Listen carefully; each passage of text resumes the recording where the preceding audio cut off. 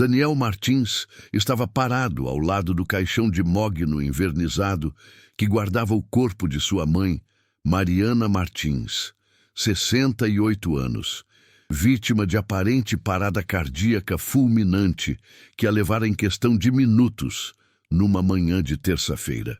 O cemitério Parque das Flores, em Campinas, estava repleto, mais de 200 pessoas, prestando últimas homenagens à mulher que havia dedicado 40 anos da vida como professora primária, tocando vidas de gerações inteiras de crianças. Daniel segurava a mão de seu filho Miguel, de apenas 6 anos, tentando ser forte enquanto o padre concluía as orações finais antes do sepultamento. Foi quando o impossível aconteceu. Miguel, que estava inquieto há vários minutos, de repente se soltou da mão do pai e correu em direção ao caixão, gritando com toda a força dos seus pulmões infantis: "Papai, vovó está viva, ela está respirando, eu vi o peito dela mexer." O silêncio que se seguiu foi absoluto. 200 pessoas congeladas em choque, olhando entre o menino histérico e o caixão aberto. Daniel sentiu o mundo girar ao seu redor. Seu filho estava traumatizado pela perda da avó, obviamente imaginando coisas. Mas então viu, todos viram, o que fez cada pessoa naquele cemitério sentir terror primitivo que desafia a explicação racional. O peito de Mariana moveu-se, levemente, quase imperceptivelmente, mas moveu-se. E foi naquele momento de caos absoluto, com pessoas gritando, padre deixando cair a Bíblia e Daniel correndo desesperadamente para verificar se sua mãe, declarada morta por médico experiente 12 horas antes, estava de alguma forma impossível e milagrosamente ainda viva, que a verdade começou a se revelar de forma muito mais sombria e terrível do que qualquer um poderia imaginar. Aquela corrida contra tempo para salvar Mariana não apenas revelaria erro médico chocante, mas exporia conspiração familiar devastadora, envolvendo herança milionária, falsificação de atestado de óbito e a pessoa menos suspeita da família que estava disposta a matar para garantir fortuna que não lhe pertencia. E tudo começou com um menino de 6 anos que teve coragem de gritar a verdade que nenhum adulto estava vendo. Antes de continuarmos com esta história chocante sobre vida, morte e os segredos mortais que famílias escondem, comente de qual cidade você está nos assistindo. Queremos saber quem está acompanhando essa jornada conosco. Daniel Martins nunca imaginou que acordaria numa terça-feira comum de maio para receber a ligação que mudaria sua vida para sempre. Eram 6h15 da manhã quando o telefone tocou, muito cedo para ser algo bom. Ele tateou pela mesa de cabeceira, ainda meio adormecido, e viu o nome da irmã piscando na tela. Camila nunca ligava tão cedo. "Alô?" Sua voz saiu rouca de sono. "Daniel!" A voz de Camila estava estranha, quebrada, carregada de algo que fez o coração dele disparar imediatamente. "É a mamãe. Ela morreu." As palavras não fizeram sentido inicialmente. Pareciam estar em língua estrangeira, sons que seu cérebro reconhecia, mas não conseguia processar. "O quê? Camila, para de brincadeira, não é engraçado." "Não estou brincando." Agora ela estava chorando abertamente. "Encontrei ela na cama dela há meia hora. Vim trazer o café da manhã como sempre faço e ela estava fria, Daniel. Não respirava. Os paramédicos já estão aqui. Disseram que foi parada cardíaca, que ela já estava morta há pelo menos 6 horas. Daniel sentou-se na cama, o mundo girando ao seu redor. Mariana Martins, sua mãe, 68 anos, professora aposentada há 3 anos, mulher que havia criado 2 filhos sozinha após morte prematura do marido, estava morta. Impossível. Ele havia jantado com ela 2 dias antes. Ela estava bem, rindo, contando histórias engraçadas sobre ex-alunos que a encontravam na rua, planejando viagem para a praia com Miguel nas férias de julho. Mas ela estava bem, não estava doente, Como pode ter tido parada cardíaca? As palavras saíam atropeladas, negação e lógica tentando encontrar explicação que fizesse sentido. Não sei, Daniel. O médico do SAMU disse que acontece. Às vezes o coração simplesmente para. Ela deve ter morrido dormindo, sem dor. Camila soluçou. Você precisa vir. Estou sozinha aqui e não sei o que fazer. A casa onde Mariana havia morado por 35 anos, pequena, mas aconchegante, no bairro Cambuí, em Campinas, estava cheia quando Daniel chegou 1 hora depois. Camila estava sentada no sofá, sendo consolada pela vizinha Dona Célia. Havia paramédicos, um médico legista, policiais que aparentemente precisavam estar presentes em casos de morte súbita sem testemunhas. Senhor Martins, um homem de jaleco branco se aproximou, estendendo a mão. Sou o Dr. Henrique Fonseca, do IML. Sinto muito pela sua perda. Daniel apertou a mão mecanicamente, ainda em estado de choque. Minha mãe, posso vê-la? Claro, mas preciso avisá-lo que já realizamos exame preliminar. Sua mãe sofreu parada cardíaca, fulminante. Não há sinais de violência ou morte suspeita. Vou emitir atestado de óbito por causas naturais. Aquilo deveria trazer conforto. Saber que ela não sofreu, que foi rápido. Mas Daniel sentia apenas vazio. Subiu as escadas em direção ao quarto da mãe, cada degrau pesando como chumbo. Camila o seguiu, segurando sua mão com força. Mariana estava deitada na cama, coberta com lençol branco até o pescoço. Parecia estar dormindo. Rosto sereno, nenhum sinal de sofrimento. Mas estava pálida. Demais, imóvel demais. Daniel se ajoelhou ao lado da cama, pegando a mão fria da mãe. Mamãe, sussurrou, lágrimas finalmente começando a cair. Não pode ser verdade. Você não pode ter ido embora assim. Foi Camila quem cuidou dos arranjos iniciais. Ligar para a funerária, escolher caixão, organizar velório e enterro. Daniel estava funcionando no piloto automático, fazendo ligações necessárias para parentes distantes, notificando a escola onde Mariana havia lecionado por 40 anos, tentando processar realidade de mundo sem sua mãe. O mais difícil foi contar para Miguel. O menino de 6 anos adorava a avó de forma especial. Mariana buscava ele na escola 2 vezes por semana. Levava ao parque, ensinava a ler, contava histórias inventadas sobre príncipes corajosos e dragões amigáveis. Para Miguel, vovó Mariana era a heroína, melhor amiga e fonte inesgotável de amor incondicional. Campeão, preciso te contar uma coisa muito triste. Daniel havia dito naquela noite, segurando o filho no colo. A vovó Mariana. Ela ficou muito doentinha e foi para o céu. Miguel o olhou com aqueles olhos grandes e inocentes. Mas ela vai voltar, né, papai? Quando melhorar? Não, filho. Quando as pessoas vão para o céu, elas não voltam. Mas a vovó vai estar sempre olhando por você de lá de cima. O menino começou a chorar. Um choro profundo que partiu o coração de Daniel em 1000 pedaços. Mas ela prometeu me levar no zoológico semana que vem. Ela não pode ir embora sem me levar no zoológico. Daniel o abraçou com força, ambos chorando juntos, unidos na dor de perder alguém insubstituível. O velório foi realizado na Capela São José, sala ampla decorada com flores brancas e velas que tremulavam criando sombras dançantes nas paredes.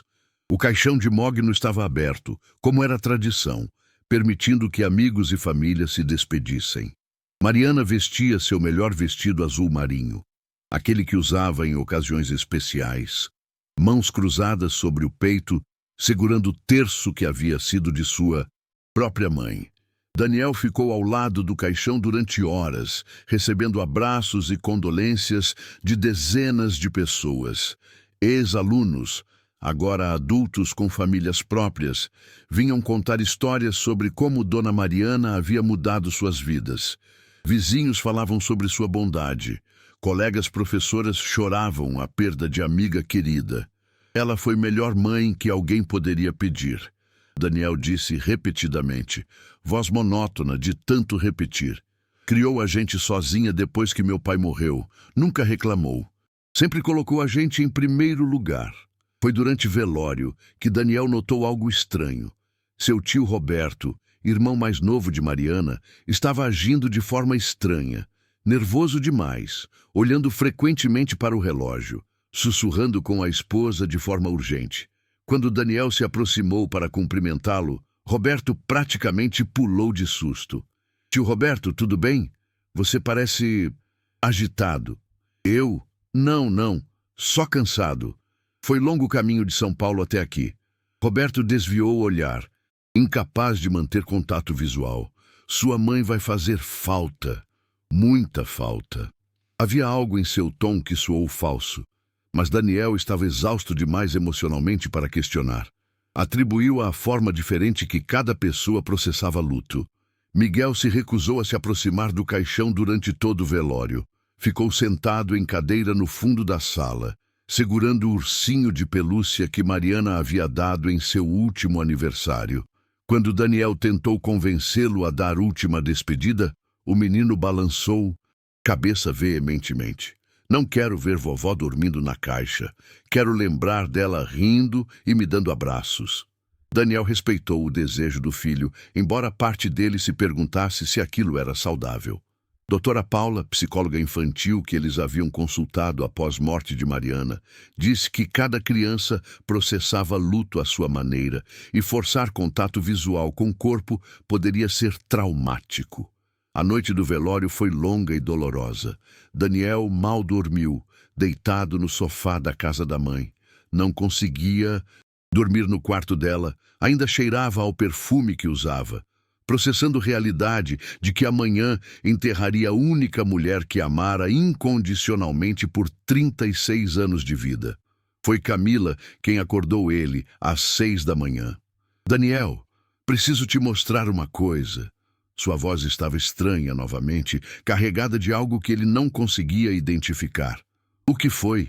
Ela o levou até o quarto de Mariana, abrindo gaveta da cômoda. Lá dentro havia envelope pardo, lacrado, com o nome de Daniel escrito em caligrafia elegante da mãe. Encontrei isso ontem, quando estava organizando roupas dela para doação. Achei que deveria abrir antes do enterro. Daniel pegou o envelope com mãos trêmulas. Algo na forma como estava escondido, não em lugar óbvio, mas tampou no fundo da gaveta, sugeria importância. Abriu cuidadosamente e retirou várias folhas de papel manuscritas. Meus queridos filhos, se estão lendo isto, significa que algo aconteceu comigo. Espero estar enganada, mas nos últimos meses tenho sentido que não estou segura. Não quero assustá-los, mas preciso que saibam a verdade sobre algumas coisas. Daniel continuou lendo, seu rosto ficando progressivamente mais pálido. Quando terminou, olhou para Camila com expressão de horror absoluto. Ela estava com medo de alguém? Aparentemente sim. E tem mais. Camila entregou outro documento, fotocópias de extratos bancários marcados com caneta vermelha. Ela estava investigando desvios de dinheiro da conta dela. Alguém havia transferido R$60 mil nos últimos 3 meses. Ela marcou cada transação. 60 mil? Daniel sentiu náusea. Quem teria acesso à conta dela? Ela só havia dado procuração para uma pessoa. Tio Roberto. Ele precisava para ajudá-la com questões bancárias, depois que ela teve problema com artrite nas mãos e não conseguia mais ir ao banco sozinha. O olhar que trocaram foi carregado de compreensão crescente e terrível, mas nenhum deles verbalizou o que estavam pensando. Era impensável. Roberto era irmão de Mariana. Família. Pessoas não matam familiares por dinheiro. Ou matam. Daniel, o que fazemos? Contamos para a polícia? Não temos provas de nada, só carta paranoica e desvios que podem ter explicação inocente. Mas mesmo enquanto dizia, Daniel sabia que não acreditava em explicações inocentes. O enterro estava marcado para as 10 da manhã no cemitério Parque das Flores. Daniel guardou carta e documentos bancários em pasta segura, decidindo que investigaria depois. Primeiro, precisava enterrar mãe com dignidade que merecia. A manhã estava ensolarada, cruel ironia para dia tão sombrio. O cortejo fúnebre saiu da capela às 9h30, caixão sendo carregado por Daniel, Camila e 4 ex-alunos de Mariana que haviam se voluntariado. Miguel ia ao lado do pai, pequena mão agarrada à dele como âncora. O cemitério estava lotado, mais de 200 pessoas, muito mais que Daniel esperava, reunidas para a última despedida. Professora querida por gerações, vizinha prestativa, mãe dedicada, avó amorosa, todos ali para honrar vida bem vivida. O padre iniciou cerimônia, voz solene ecoando pelo ar aberto. Daniel ouvia sem processar palavras. Estava focado no caixão, na realidade implacável de que dentro daquela caixa de mogno estava corpo sem vida da mulher que o havia criado, amado, sacrificado tanto por ele. Foi quando o movimento capturou sua atenção periférica. Miguel estava inquieto, balançando de um pé para outro, olhando fixamente para o caixão com expressão que Daniel não conseguia decifrar. O menino sussurrou algo que ele não entendeu. "O que foi, campeão?" Daniel sussurrou de volta. "Papai, tem algo errado." "Eu sei, filho. É muito triste, mas vovó está em paz agora." "Não é isso." Miguel continuava encarando o caixão com intensidade perturbadora para a criança de 6 anos. "Papai, algo está errado com a vovó." Antes que Daniel pudesse responder, Miguel se soltou de sua mão e começou a caminhar em direção ao caixão. Daniel o alcançou, rapidamente pegando-o pelos ombros. "Miguel, você não pode..." E então aconteceu. O grito que faria tempo parar e coração de cada pessoa presente acelerar com terror primitivo. "Papai, vovó está viva, ela está respirando, eu vi o peito dela mexer."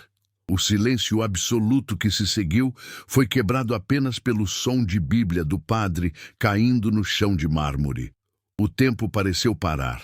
200 pessoas congeladas em choque absoluto, processando palavras que não deveriam fazer sentido.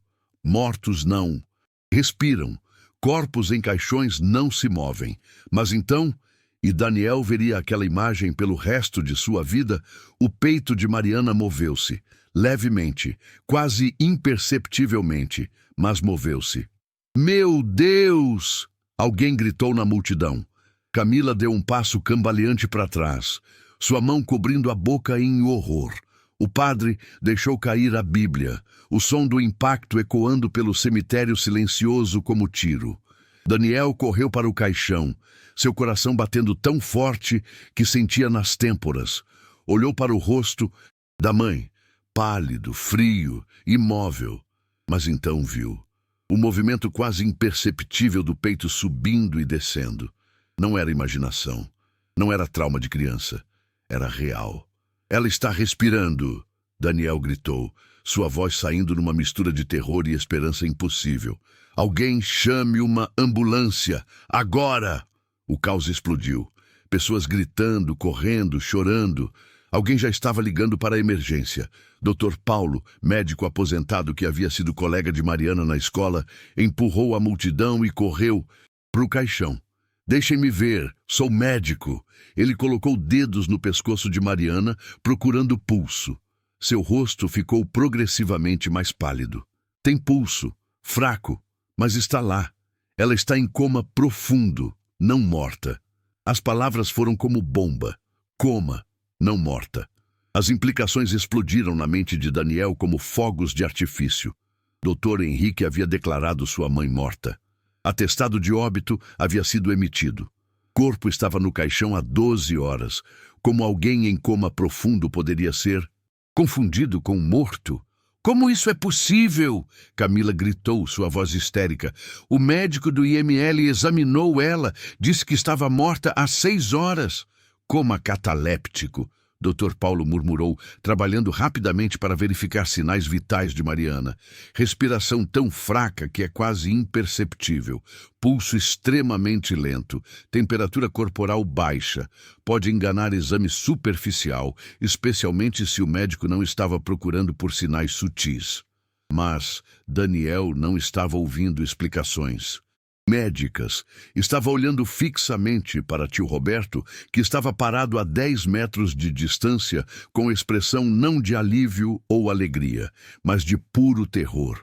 Seus olhos arregalados, suor escorrendo pelo rosto apesar do clima ameno, mãos tremendo visivelmente. Tio Roberto, Daniel disse, sua voz baixa, mas carregada de acusação crescente, você não parece surpreso. Roberto abriu a boca, fechou, depois começou a recuar. Eu preciso ir. Não me sinto bem. Você não vai a lugar nenhum. Daniel bloqueou seu caminho. Anos de raiva reprimida sobre morte do pai, negligência familiar. E agora isso, seja lá o que era isso, explodindo para a superfície. O que você fez com minha mãe? Daniel, você está maluco, não fiz nada. Foi quando a ambulância chegou, sirenes cortando o ar. Paramédicos pularam, carregando equipamento de emergência. A cena que encontraram era surreal. Funeral interrompido, mulher morta, respirando fracamente dentro de caixão, multidão histérica e 2 homens se encarando com hostilidade mortal. Saiam do caminho. O paramédico-chefe, homem na casa dos 40, com expressão de quem já viu tudo, empurrou através da multidão. Quando viu Mariana no caixão, seus olhos se arregalaram.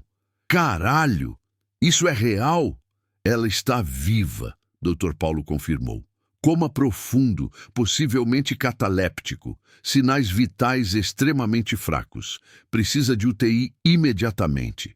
Os paramédicos trabalharam com eficiência impressionante, tirando Mariana do caixão.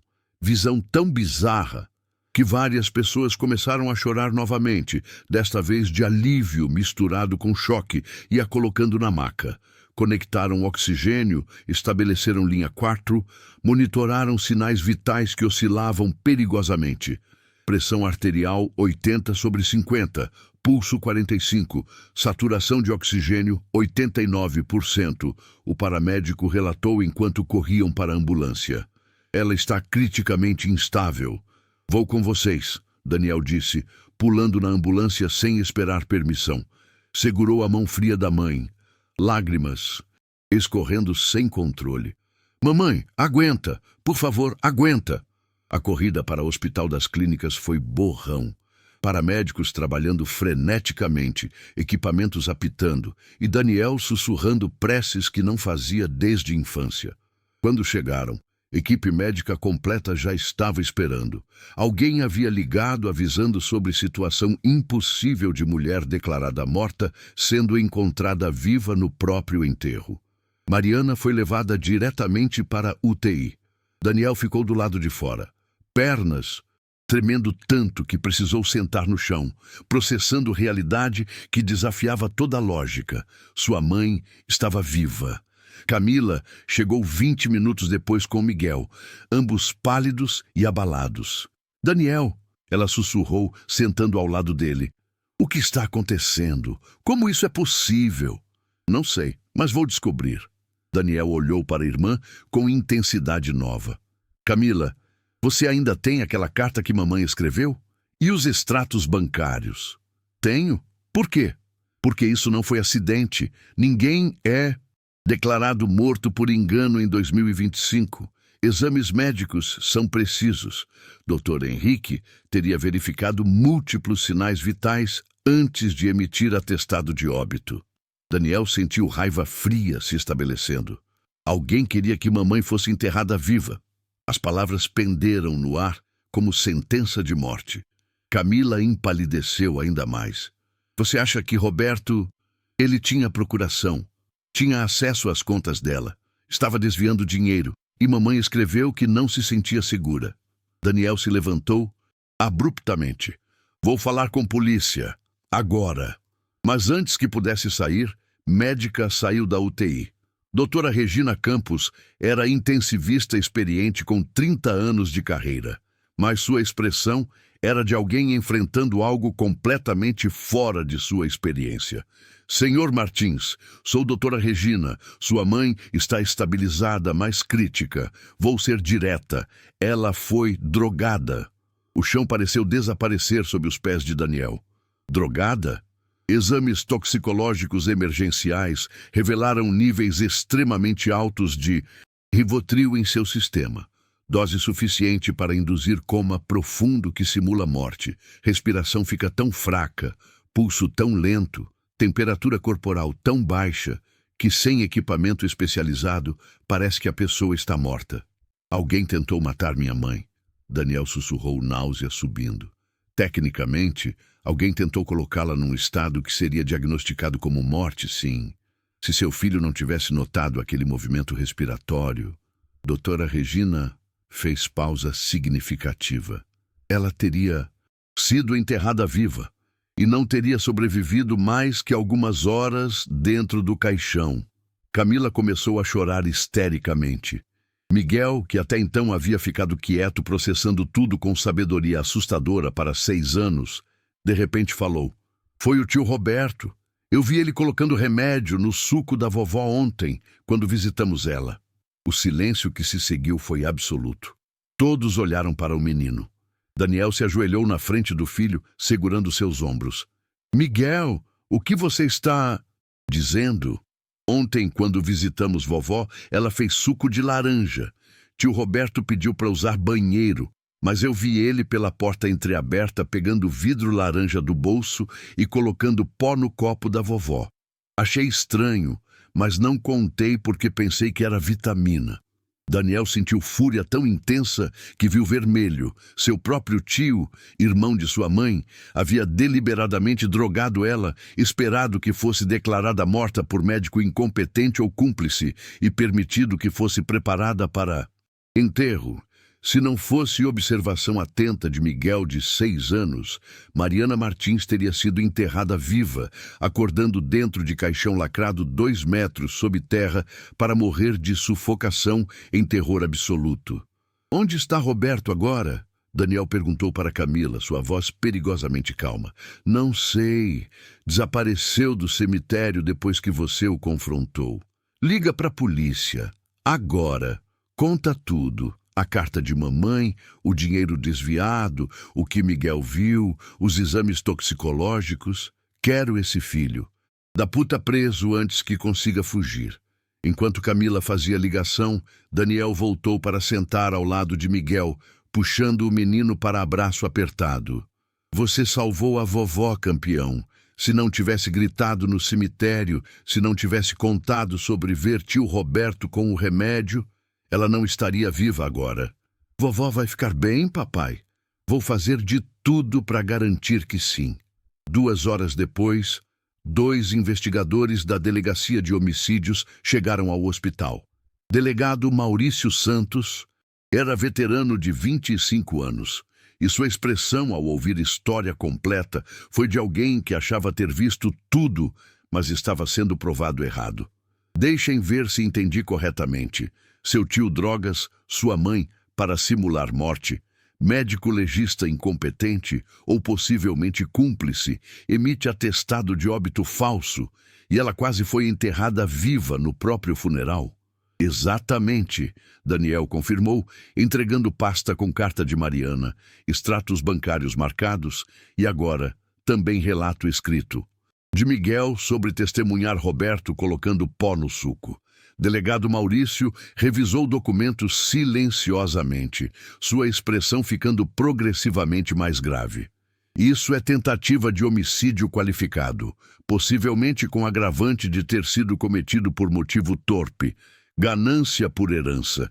E se esse doutor Henrique do IML estiver envolvido, teremos conspiração para cometer homicídio. Vocês têm ideia de onde Roberto pode estar?" "Ele tem apartamento em São Paulo. Pode ter ido para lá. Vou emitir mandado de prisão imediatamente. E vou querer conversar extensivamente com esse doutor Henrique sobre como exatamente ele examinou sua mãe e concluiu que estava morta quando claramente não estava." O que se seguiu foram 3 dias de investigação frenética. Roberto foi localizado em seu apartamento em São Paulo, tentando apressadamente transferir fundos restantes da conta de Mariana para offshores. Foi preso resistindo, gritando sobre como Mariana prometeu deixar dinheiro para ele no testamento. E não era justo que ela mudasse de ideia. Dr. Henrique Fonseca revelou-se não cúmplice deliberado, mas médico incompetente que havia feito exame superficial, verificado o pulso radial, mas não carotídeo, não usou estetoscópio adequadamente, assumiu que mulher de 68 anos encontrada morta na cama estava de fato morta. Perdeu licença médica permanentemente e enfrentou processo por negligência criminosa. A verdade completa emergiu durante interrogatório de Roberto. Ele havia desviado R$60 mil da conta de Mariana ao longo de 3 meses. Quando ela descobriu e ameaçou denunciá-lo, daí a carta que escrevera para filhos, ele decidiu que a única forma de evitar prisão e garantir herança era fazê-la morrer, antes que pudesse alterar testamento ou ir à polícia. Pesquisou online sobre drogas que simulavam morte. Descobriu que doses massivas de benzodiazepínicos, como Rivotril, induziam coma profundo que podia enganar exame superficial. Comprou o Rivotril usando receita falsa e, numa tarde de terça-feira, colocou dose suficiente para matar cavalo no suco de laranja de sua irmã. Eu não queria matá-la. Roberto havia chorado durante interrogatório, gravação que Daniel depois assistiria com náusea e raiva. Só queria que ela dormisse para sempre, sem dor, e eu ficaria com o dinheiro que merecia de qualquer forma. A lógica torta de assassino tentando justificar tentativa de fratricídio era enojante, mas o que mais perturbava Daniel era perceber que, se não fosse Miguel, criança de 6 anos com observação atenta e coragem de gritar verdade que nenhum adulto estava vendo, Mariana teria morrido da forma mais horrível imaginável. 5 dias após enterro interrompido, Mariana finalmente acordou. Daniel estava ao lado da cama, segurando sua mão, quando seus olhos se abriram lentamente. Confusão inicial deu lugar a reconhecimento. Daniel? Sua voz saiu rouca de dias entubada. Estou aqui, mamãe. Você está segura. Lágrimas escorriam livremente pelo rosto dele.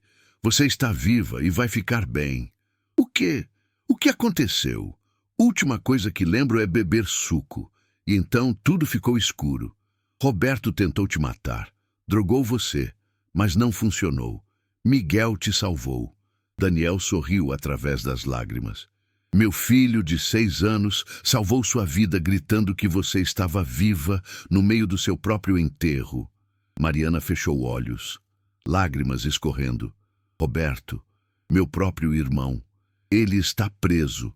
Vai passar muito tempo na cadeia. Você está segura?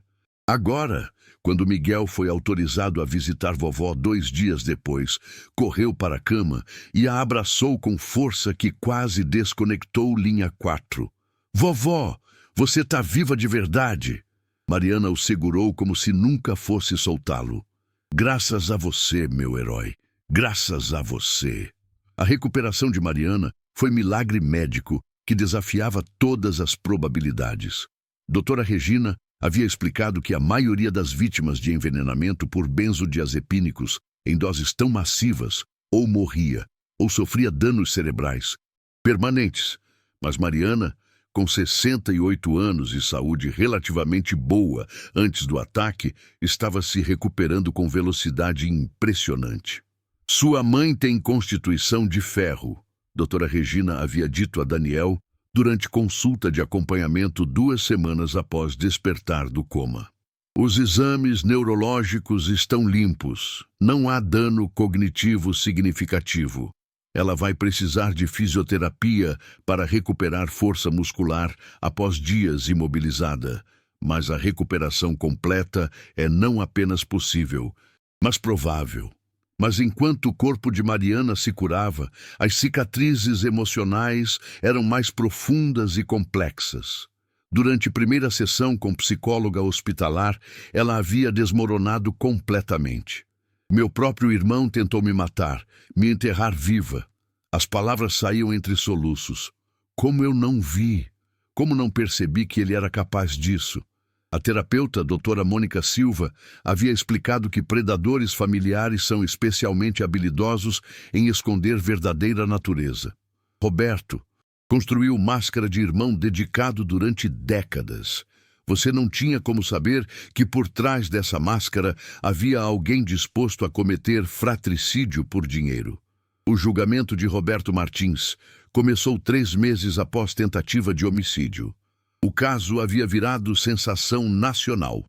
Manchetes gritavam: irmão tenta enterrar irmã viva por herança e menino de 6 anos salva avó no próprio funeral. Jornalistas acamparam do lado de fora do tribunal.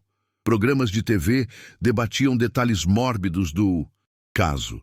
Daniel havia contratado o Dr. Fernando Alves, promotor aposentado, com reputação feroz como advogado assistente de acusação. Quero garantir que ele nunca mais veja a luz do dia, Daniel havia dito, voz carregada de raiva que ainda não havia dissipado completamente. A estratégia de defesa de Roberto foi tão previsível quanto revoltante.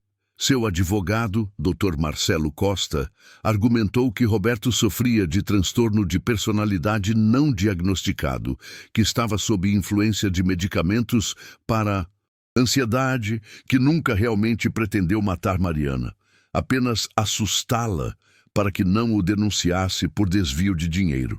Assustá-la? Daniel havia explodido durante a audiência, sendo advertido pelo juiz.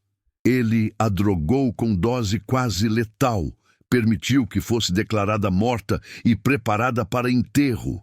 Se meu filho não tivesse gritado, ela teria acordado dentro de caixão lacrado, 2 metros sob terra. O momento mais dramático do julgamento veio quando Mariana deu seu depoimento. Ela entrou no tribunal apoiada em bengala, ainda recuperando força nas pernas. Mas sua voz era firme quando jurou dizer verdade. Roberto sempre foi invejoso, ela começou, olhando diretamente para o irmão que evitava seu olhar. Quando nossos pais morreram e deixaram casa para mim, porque eu cuidei deles nos últimos anos, ele ficou furioso. Disse que era injusto, que ele merecia metade de tudo. E a senhora deu metade? O promotor perguntou. Não, porque nossos pais especificaram no testamento que casa era minha, mas dei a ele dinheiro equivalente a valor de metade da propriedade, 300 mil reais. Achei que seria suficiente para apaziguar ressentimento. Mariana pausou, lágrimas enchendo olhos. Claramente não foi. Quando descobriu que ele estava desviando dinheiro da sua conta? Há cerca de 4 meses, notei transferências que não reconhecia. Confrontei Roberto e ele confessou, dizendo que estava passando por dificuldades financeiras e precisava de empréstimo. Disse que devolveria. Eu acreditei. E quando percebeu que ele não devolveria? Semana antes dele me drogar, descobri que ele havia transferido mais 20 mil sem minha autorização. Foi quando escrevi carta para meus filhos e comecei a juntar documentação para denunciá-lo à polícia. Mariana finalmente olhou diretamente para Roberto. Você sabia disso, não sabia? Sabia que eu ia te denunciar. Então decidiu me silenciar permanentemente. Roberto finalmente levantou olhos e o que Daniel viu ali não foi remorso. Era raiva de ter sido pego. Você sempre teve tudo, Mariana. Amor dos pais, casa, respeito. Enquanto eu era ignorado, tratado como segunda opção. Então tentou me matar por ciúme infantil? A voz de Mariana tremeu não de medo, mas de indignação absoluta. Você teria me enterrado viva, Roberto, me deixado acordar no escuro, sem ar, sem esperança. Que tipo de monstro faz isso? O silêncio no tribunal foi absoluto. Até mesmo o Dr. Marcelo Costa parecia sem palavras para defender. Cliente cuja máscara havia caído completamente. O momento mais impactante, porém, veio quando Miguel foi chamado para testemunhar.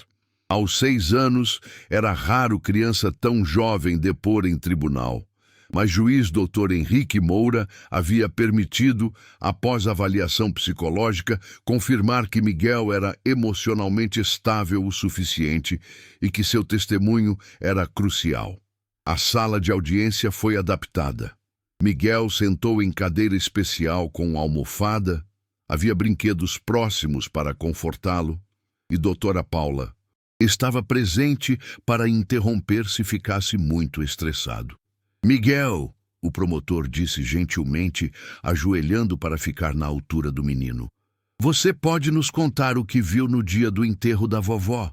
Miguel segurou o ursinho de pelúcia que Mariana havia dado, sua voz pequena, mas surpreendentemente firme. Todo mundo estava chorando, o padre estava falando, mas eu fiquei olhando para a vovó porque ela não parecia morta de verdade. O que você quer dizer com isso? Pessoas mortas na TV ficam muito quietas, mas vovó, eu vi o peito dela mexer, só um pouquinho. Pensei que estava vendo errado, mas aí vi de novo. Miguel olhou para a plateia lotada. Aí eu gritei que ela estava viva porque se ninguém fizesse nada, iam fechar a caixa e enterrar ela. Você foi muito corajoso, Miguel. Não fui corajoso, só não queria que vovó morresse de verdade. A simplicidade brutal da resposta fez várias pessoas na sala começarem a chorar. Depois veio a pergunta que todos esperavam. Miguel, você também testemunhou ver o tio Roberto colocando algo no suco da vovó. Pode nos contar sobre isso? Miguel assentiu, ficando visivelmente mais desconfortável. Foi dia antes. Papai me levou para visitar vovó. Ela fez suco de laranja pra gente. Tio Roberto disse que ia no banheiro, mas eu vi pela porta que estava aberta um pouquinho. Ele pegou o vidro laranja do bolso e colocou pó branco no copo da vovó. E você contou para alguém? Não. Pensei que era vitamina. Adultos tomam vitamina às vezes. Miguel olhou para Roberto com expressão que misturava confusão e mágoa. Por que o tio Roberto fez isso? Ele não gosta da vovó?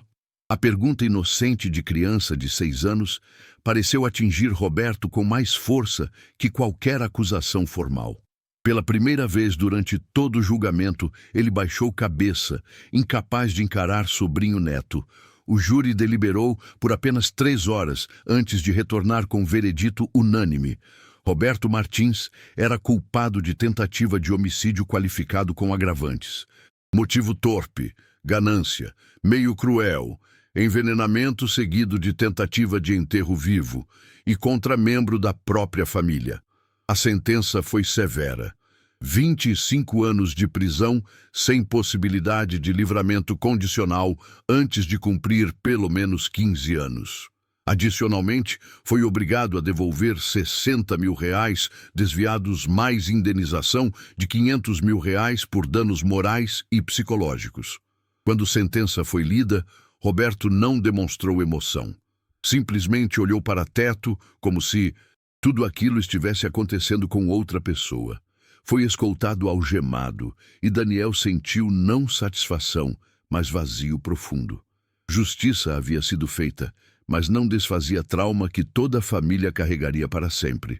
Nos meses seguintes, família Martins passou por processo lento, mas necessário de cura. Mariana continuou fisioterapia e terapia psicológica semanal. Daniel reduziu horas de trabalho drasticamente para estar mais presente. Camila, que havia se sentido culpada por não perceber sinais do que Roberto planejava, também buscou terapia. Mas foi Miguel quem se tornou cola, mantendo todos unidos. Ele visitava Mariana 3 vezes por semana, sempre trazendo desenhos que havia feito ou histórias sobre escola. Sua inocência e capacidade de encontrar alegria em pequenas coisas lembrava todos de que vida continuava, que amor era mais forte que traição, que família verdadeira não era definida por sangue, mas por escolhas. Vovó, Miguel havia dito numa tarde de sábado, 3 meses após julgamento, você ainda vai me levar no zoológico que prometeu? Mariana, que havia ficado emocionalmente frágil desde tentativa de assassinato, sorriu pela primeira vez em semanas. Claro que vou, meu herói, no próximo sábado, e vamos ver todos os animais que você quiser. Até os macacos? Especialmente os macacos. E naquele momento simples, a avó fazendo promessa a neto, planejando o futuro ao invés de ficar presa no trauma do passado. Daniel soube que eles sobreviveriam. Seriam diferentes, marcados por experiência que nenhuma família deveria enfrentar, mas sobreviveriam, porque no final não foi dinheiro ou herança que importou. Foi menino de 6 anos que prestou atenção quando adultos não prestaram. Foi coragem de gritar verdade mesmo quando parecia impossível. Foi amor que recusou aceitar morte quando vida ainda respirava. E essa história, de quase tragédia transformada em milagre através de observação atenta de criança, seria contada por gerações como lembrete de que heróis vêm em todos os tamanhos e que, às vezes, salvação vem das vozes mais pequenas e improváveis. 6 meses após o julgamento, a vida da família Martins havia se estabilizado numa nova normalidade, diferente da que conheciam antes, mas funcional à sua maneira. Mariana havia completado sua recuperação física, voltando a caminhar sem bengala e recuperando totalmente a força muscular que havia perdido durante dias em coma. Mas as cicatrizes emocionais provaram ser muito mais difíceis de curar. Não consigo dormir sozinha, ela havia confessado a Daniel numa tarde de quinta-feira, sentados na varanda de sua casa. Toda vez que fecho os olhos, sonho que estou dentro daquele caixão, que acordo no escuro, sem ar, sem saída, e acordo gritando.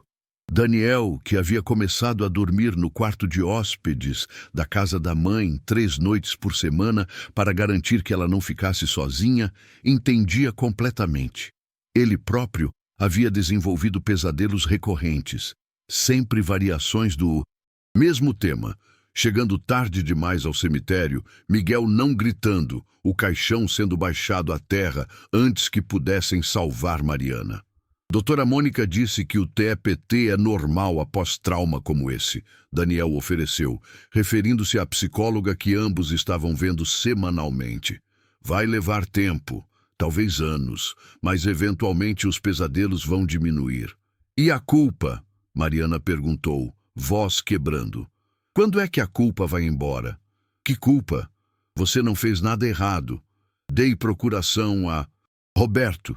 Confiei nele com acesso às minhas contas. Ignorei sinais de que algo estava errado. Lágrimas escorriam livremente agora. E quase morri por isso. Pior, quase traumatizei meu neto para sempre, fazendo ele testemunhar algo que nenhuma criança deveria ver. Foi essa preocupação com Miguel que dominava pensamentos de toda a família. O menino havia salvado a avó, mas a que custo psicológico? Aos 6 anos, ele havia gritado que pessoa morta estava viva, testemunhado o caos do enterro, interrompido, visto a avó sendo ressuscitada de coma, que simulava morte, e depois teve que depor em tribunal sobre testemunhar tentativa de assassinato. Doutora Paula, psicóloga infantil que acompanhava Miguel semanalmente, havia chamado Daniel para reunião urgente 2 semanas após o julgamento. Miguel está apresentando sinais de ansiedade severa, ela explicou, mostrando desenhos que o menino havia feito durante sessões. Todos variações sombrias de caixões, pessoas dormindo e figuras pequenas, gritando sem serem ouvidas. Ele está tendo pesadelos 3 a 4 vezes por semana, sempre sobre não ser acreditado, sobre gritar que algo está errado e adultos ignorarem. É manifestação de trauma de ter quase não sido levado a sério quando gritou no cemitério. Daniel sentiu culpa esmagadora. Inicialmente eu achei que ele estava traumatizado, imaginando coisas. Levei segundos demais para verificar. E se aqueles segundos... Mas não foram. Você reagiu a tempo. Miguel salvou Mariana e você completou o resgate. Mas ele precisa processar que sua voz importa, que será sempre ouvido, que está seguro.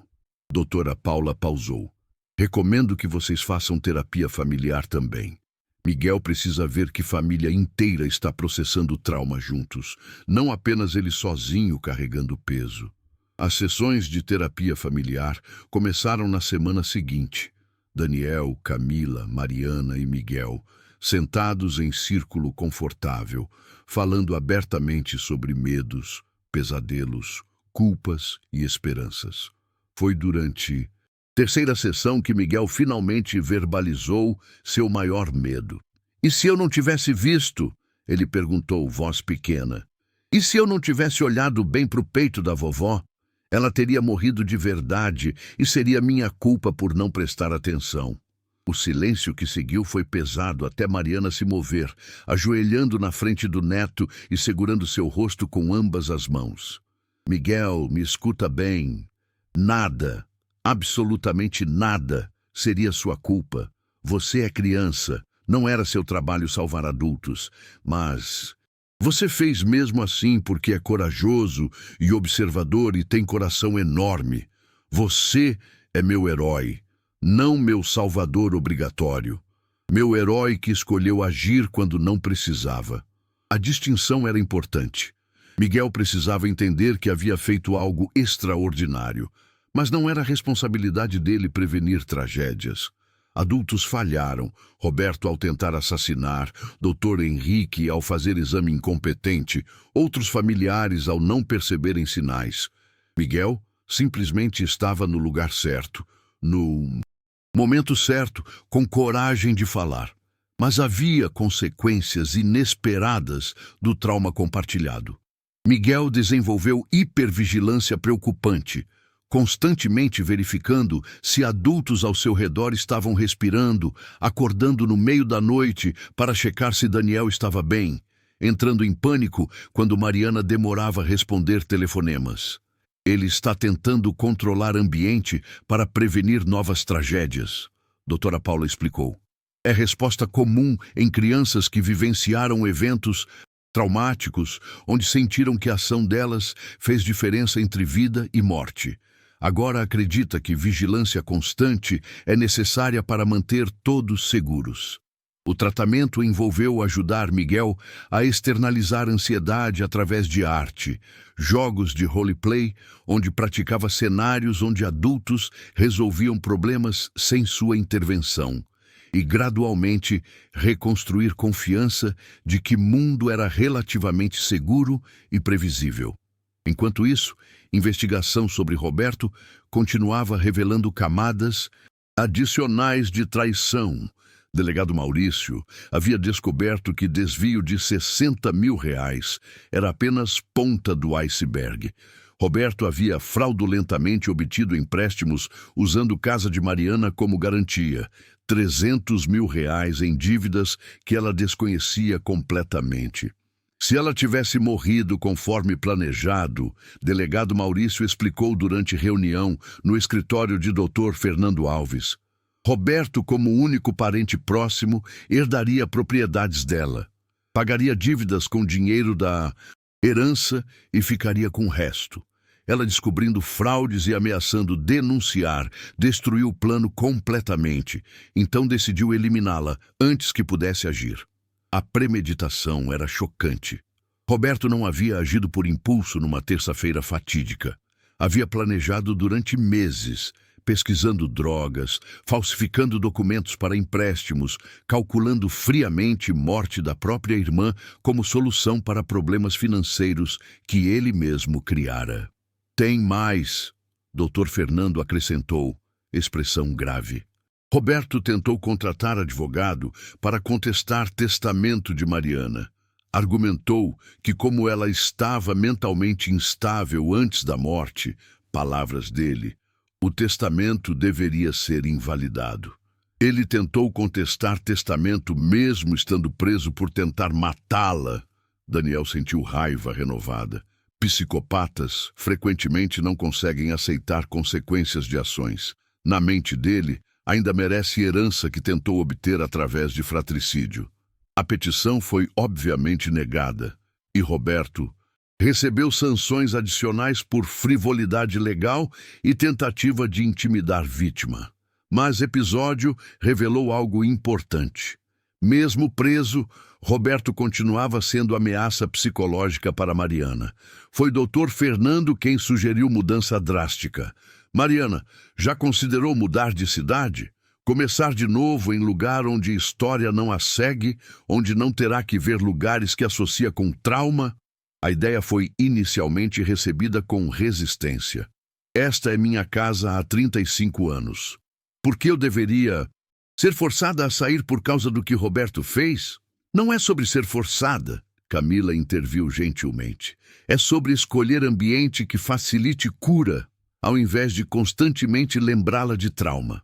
Levou 3 meses de discussões familiares, mas eventualmente Mariana concordou.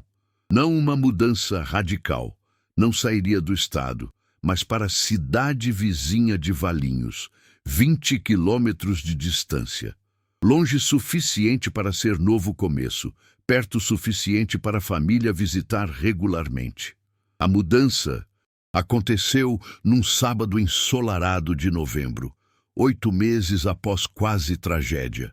Miguel foi particularmente útil, carregando caixas leves e organizando brinquedos que Mariana mantinha para suas visitas. Na casa nova, menor mas aconchegante, com jardim amplo e varanda que recebia sol da tarde, ele fez questão de verificar cada cômodo. Vovó, esse quarto tem janela boa, você pode ver rua daqui e tem luz de emergência no corredor pro caso da luz acabar. Sua necessidade de garantir segurança era evidente em cada observação. Mariana o abraçou. Obrigada por me ajudar a escolher casa segura, meu protetor. A adaptação foi gradual, mas positiva. Mariana começou a frequentar grupo de apoio para sobreviventes de violência familiar, onde conheceu outras pessoas que haviam experimentado traições devastadoras por parentes. Não estava sozinha em seu trauma, e essa compreensão ajudou imensamente. Ela também começou voluntariado em biblioteca local, trabalhando com crianças em programa de leitura, retornando parcialmente à vocação de professora que amava, mas sem pressões de cargo formal. A rotina, o senso de propósito e interações sociais positivas contribuíram significativamente para a recuperação emocional. Daniel, por sua vez, havia feito mudanças radicais próprias, percebendo que quase perder mãe havia exposto quanto tempo desperdiçava em trabalho e quão pouco investia em relacionamentos familiares, reduziu drasticamente horas de trabalho. Promoveu gerente competente à posição mais elevada, delegou responsabilidades que havia centralizado egoisticamente e estabeleceu limites firmes entre vida profissional e pessoal. Vida é frágil demais para desperdiçar, ele havia dito a Camila numa conversa sincera. Se algo tivesse acontecido com mamãe, teria passado últimos anos dela focado em e-mails e reuniões ao invés de realmente estar presente. Não vou cometer mesmo erro com Miguel. As mudanças se manifestaram em formas tangíveis. Jantares familiares semanais na casa de Mariana, em Valinhos, fins de semana inteiros dedicados apenas a Miguel, sem verificar telefone de trabalho. Férias reais, onde família ficava genuinamente junta, sem distrações. Numa dessas férias, viagem de 2 semanas para a praia em janeiro, aconteceu o momento que cristalizou recuperação de todos. Estavam na areia ao pôr do sol, Miguel construindo castelo elaborado com a ajuda do pai, quando Mariana observou: sabe, pela primeira vez desde aquela terça-feira, sinto que estou realmente viva. Não apenas sobrevivendo, mas vivendo. O que mudou? Daniel perguntou. Parei de focar no que quase perdi e comecei a apreciar o que ganhei. Ganhei clareza sobre quem importa. Ganhei filho que reorganizou vida inteira para estar presente. Ganhei neto que salvou minha vida e me lembra diariamente que amor supera mal. Ganhei segunda chance que muitos não recebem. Miguel olhou para a avó, pá de plástico parada no ar. Vovó, você ainda tem pesadelos? Às vezes, mas agora quando acordo, sei que estou segura. Sei que família me ama. E sei que cada dia é presente que quase não tive. Ela sorriu, lágrimas nos olhos, mas não de tristeza. Por causa de você, meu herói. Não sou herói, vovó. Só gritei o que vi. Exatamente. E às vezes, gritar verdade, mesmo quando ninguém espera ouvir, é exatamente o que heroísmo parece. Enquanto o sol se punha tingindo o céu de rosa e laranja, família Martins sentou junta na areia, unidos, não apesar de trauma, mas transformados por ele. Haviam olhado morte nos olhos e escolhido vida.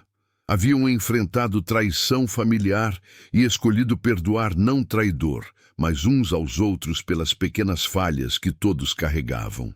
E mais importante, haviam aprendido que família verdadeira não é sangue compartilhado. É escolha diária de aparecer, observar, proteger e amar mesmo quando, especialmente quando, é difícil. O caminho para a cura completa ainda seria longo. Teriam recaídas, dias ruins, momentos onde trauma ressurgiria inesperadamente. Mas enfrentariam juntos, fortalecidos por provação que quase os destruiu, mas no final os tornou inquebráveis. Porque no final não foi tragédia que os definiu, foi forma como responderam a ela.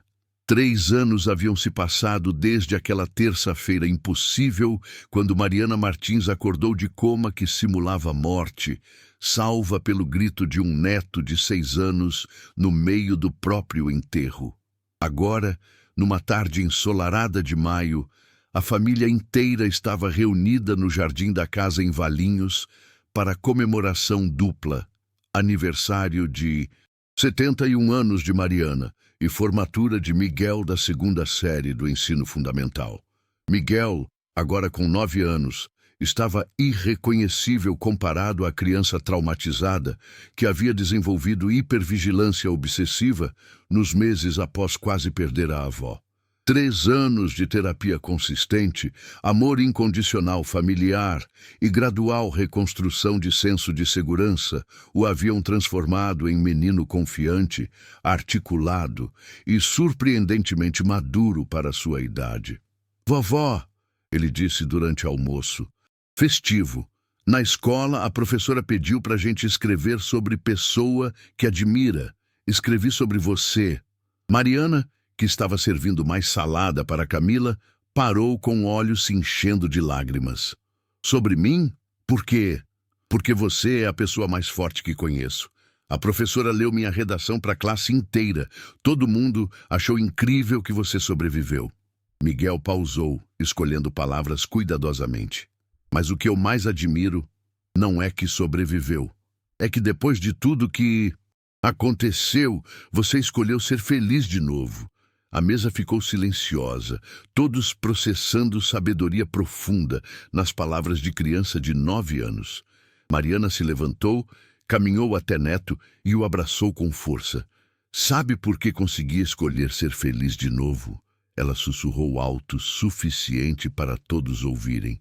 "Porque você me deu segunda chance, porque sua coragem me salvou, e porque toda vez que olho para você, lembro que vida é presente precioso demais para desperdiçar com medo ou raiva." A transformação de Mariana nos últimos 3 anos havia sido notável, não apenas fisicamente. Ela voltara a caminhar longas distâncias, retomara a jardinagem como hobby, até viajara para a Europa com um grupo de amigas, mas principalmente emocionalmente. Os pesadelos que a atormentavam nos primeiros meses após trauma haviam diminuído para ocorrências raras. A ansiedade que a fazia verificar fechaduras 3 vezes antes de dormir havia desaparecido completamente. "Terapia salvou minha vida tanto quanto Miguel", ela havia dito a Daniel durante conversa sincera, meses antes. "Aprendi que trauma não me define. É apenas algo que aconteceu, não quem sou." Mas talvez mudança mais significativa foi decisão que tomara 1 ano após mudança para Valinhos. Perdoar Roberto. Não perdão que apagava crime ou justificava tentativa de fratricídio. Perdão que libertava ela de carregar peso de raiva que envenenava a própria existência. "Escrevi carta para ele na prisão", ela havia contado à família durante jantar. "Não porque ele merece perdão, mas porque eu mereço paz." Daniel havia se oposto inicialmente. "Mamãe, ele tentou te enterrar viva, por dinheiro, não merece nem seu pensamento, muito menos perdão." "Não é sobre o que ele merece, é sobre o que eu preciso para seguir em frente completamente." Mariana olhara para filho com sabedoria adquirida através de sofrimento. Carregar ódio por Roberto é como beber veneno esperando que ele morra. Só me machuca, então escolho libertar. A carta nunca foi respondida. Roberto continuava cumprindo sentença de 25 anos, aparentemente sem remorso ou arrependimento genuíno. Mas Mariana não precisava de resposta. O ato de perdoar havia sido para ela, não para ele. Daniel também havia passado por transformação profunda. O empresário workaholic, que costumava trabalhar 12 horas diárias, havia se tornado pai presente que entendia que sucesso profissional, sem conexão familiar, era vitória vazia.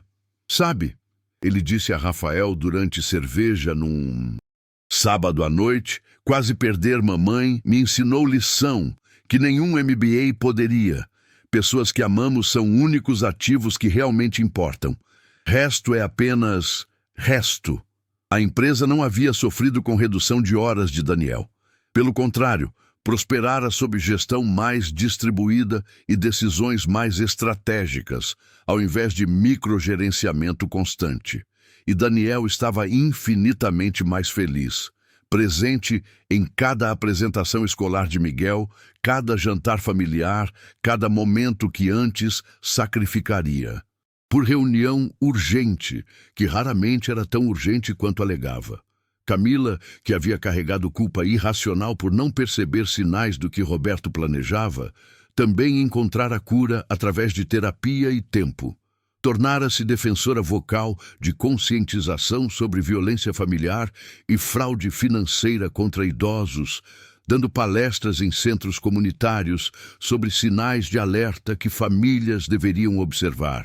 Se nossa história pode impedir uma família de passar pelo que passamos, ela disse, durante uma dessas palestras, então pelo menos algo de bom veio de toda a dor.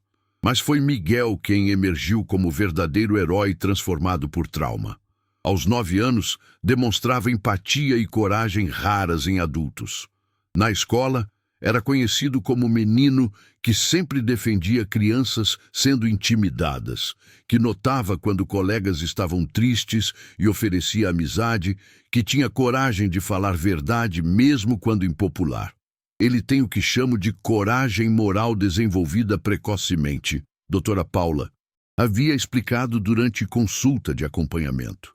A experiência de ter salvado a avó, através de observação atenta e coragem de falar, ensinou lição poderosa. Voz individual pode fazer diferença. Crianças raramente aprendem isso tão jovens ou tão visceralmente. Na escola, Miguel havia se tornado algo como lenda local. História do menino que gritou que a avó estava viva no próprio enterro e salvou-a de ser enterrada viva havia se espalhado. Mas ao invés de explorar fama, Miguel usava-a para ensinar outras crianças sobre a importância de prestar atenção e ter coragem de falar quando algo parece errado. Se você ver algo que não está certo, ele disse durante a apresentação em sala de aula sobre segurança, não tenha medo de falar. Mesmo se adultos não acreditarem no começo, continue falando, porque sua voz importa. A professora, Dona Helena, havia ficado tão impressionada que convidou Miguel para repetir a apresentação para outras turmas. E assim, menino de 9 anos, tornou-se porta-voz improvável, de mensagem poderosa sobre empoderamento infantil. No aniversário de Mariana, após bolo ser servido e presentes abertos, Daniel pediu atenção de todos. Quero fazer brinde especial, ele disse, levantando taça de vinho. Há 3 anos, pensei que havia perdido minha mãe. Passei por velório, preparei-me para enterro, despedi-me mentalmente da mulher que me criou. Sua voz tremeu com emoção. Mas então aconteceu milagre. Não milagre religioso ou intervenção divina. Embora alguns argumentem que foi exatamente isso. Foi milagre de menino de 6 anos que prestou atenção quando ninguém mais prestava, que teve coragem de gritar verdade impossível que salvou vida. Daniel olhou para Miguel com orgulho transbordando. Miguel, você não apenas salvou vovó naquele dia, Salvou nossa família inteira de viver com arrependimento de coisas não ditas, tempo não passado junto, amor não expresso suficientemente. E mamãe, ele se virou para Mariana. Você nos ensinou que sobreviver não é suficiente.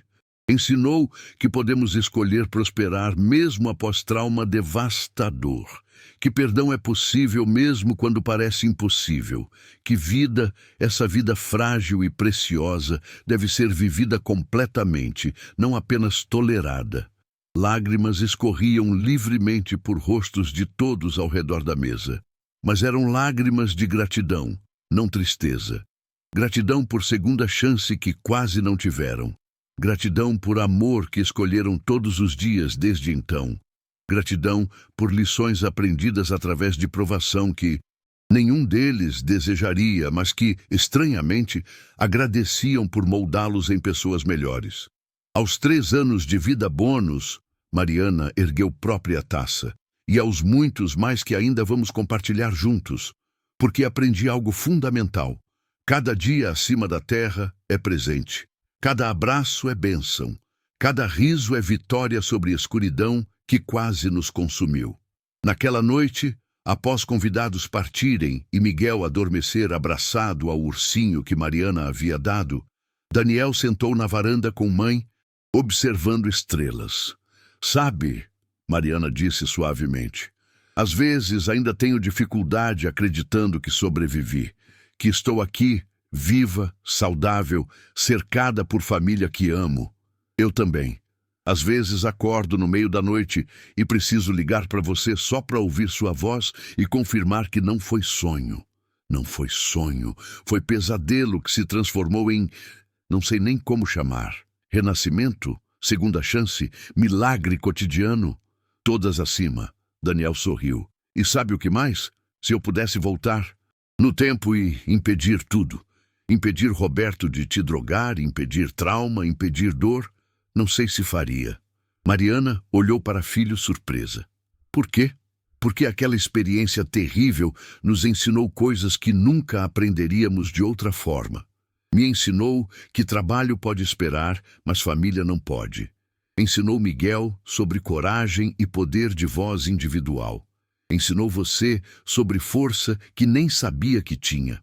Nos ensinou todos sobre fragilidade de vida e importância de viver cada dia. E completamente. Mariana considerou palavras por longo momento. Você tem razão. Não desejaria trauma em ninguém, mas as lições foram inestimáveis. 5 anos após aquele dia impossível no cemitério Parque das Flores, família Martins se tornou exemplo local de resiliência e recuperação. História deles foi apresentada em documentários sobre violência familiar e tentativas de homicídio, usado em treinamentos de profissionais médicos sobre a importância de verificar sinais vitais meticulosamente e citada em palestras sobre empoderamento infantil. Miguel, agora com 11 anos, havia se tornado jovem ativista contra abuso de idosos. Falava em eventos comunitários, escrevia artigos para jornal escolar sobre a importância de prestar atenção aos vulneráveis. E sonhava em se tornar médico especializado em cuidados geriátricos quando crescesse. Quero ajudar pessoas idosas, ele explicou quando perguntado sobre aspirações futuras. Porque vovó me mostrou que elas são fortes, sábias e preciosas. E porque quase perdi minha melhor amiga por alguém não verificar direito se ela estava morta. Quando eu for médico, vou sempre verificar 3 vezes. Mariana, agora com 73 anos e mais vibrante que muitas pessoas 20 anos mais jovens, dedicava tempo voluntário em hospital local, conversando com pacientes em recuperação e oferecendo esperança através de própria história de sobrevivência impossível. Se eu posso acordar de coma que enganou o médico e quase me fez ser enterrada viva, ela dizia aos pacientes desanimados, você pode se recuperar do que está enfrentando. Nunca subestime o poder de vontade humana de viver. E Daniel finalmente entender a lição que levou quase perder mãe para aprender. Sucesso real não é medido em dinheiro ou títulos profissionais. É medido em relacionamentos nutridos, amor expresso e presença consistente na vida de pessoas que importam. Numa tarde de domingo, 7 anos após dia que mudou tudo, família inteira estava reunida para churrasco casual. Miguel, agora adolescente de 13 anos, estava ajudando Daniel na grelha quando perguntou: "Pai, você ainda pensa naquele dia, no cemitério?" "Todo dia", Daniel admitiu honestamente, mas não com tristeza ou medo, com gratidão. Gratidão por você ter prestado atenção quando ninguém mais prestou, por ter tido coragem de gritar mesmo sabendo que pareceria maluco, por ter salvado a pessoa mais importante em nossas vidas. Daniel colocou mão no ombro do filho. "Você me ensinou que heróis não precisam ser adultos, fortes ou poderosos. Às vezes, heróis são crianças corajosas que simplesmente se recusam a aceitar que algo está errado e têm coragem de falar." Miguel sorriu, não com orgulho arrogante, mas com compreensão madura de responsabilidade que vinha com ter salvado vida. "Só fiz o que qualquer pessoa deveria fazer. Vi algo errado e falei." Exatamente. E se mais pessoas fizessem isso, se mais pessoas prestassem atenção, confiassem em instintos e tivessem coragem de falar mesmo quando inconveniente, quantas vidas seriam salvas, quantas tragédias evitadas. Mariana os observava da varanda, coração transbordando com amor por filho e neto que haviam se tornado não apenas sua família, mas seus salvadores de formas diferentes. Daniel a salvara com presença constante durante recuperação. Miguel a salvara com observação atenta no momento mais crítico. Mas mais que isso, ambos a haviam ensinado que família verdadeira não é definida por sangue ou obrigação. É escolha diária de aparecer, amar, proteger e celebrar uns aos outros. Roberto compartilhava sangue dela, mas escolhera traição e tentativa de assassinato. Daniel e Miguel não eram obrigados a dedicar tantos anos reconstruindo a vida dela, mas escolheram fazer por amor.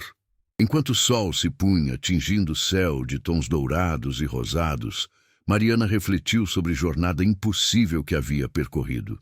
De professora aposentada, vivendo vida tranquila, a vítima de tentativa de fratricídio, a mulher declarada morta por engano, a milagre médico que acordou de coma no próprio enterro, a sobrevivente que escolheu não apenas viver, mas prosperar. Obrigada, ela sussurrou para o universo, para Deus, para destino, qualquer força que havia conspirado para mantê-la viva naquele dia impossível. Obrigada por segunda chance e prometo não desperdiçá-la. E ela não desperdiçou. Cada dia desde então foi vivido completamente, cada risada apreciada, cada abraço saboreado, cada momento com família, celebrado como presente precioso que era, porque no final não foi trauma que definiu família Martins, foi forma como responderam a ele. Não foi quase tragédia que contou sua história. Foi amor inquebrável que recusou aceitar morte quando vida ainda respirava, por mais fraca que fosse. E essa história, de menino que viu o impossível, de família que sobreviveu ao impensável e de mulher que escolheu viver plenamente após quase ser enterrada viva, continuaria sendo contada por gerações. Não como conto de terror, mas como testemunho de que milagres acontecem quando coragem encontra amor, quando observação atenta salva vidas, e quando famílias escolhem ficar juntas, mesmo quando, especialmente quando, o mundo tenta separá-las da forma mais brutal imaginável.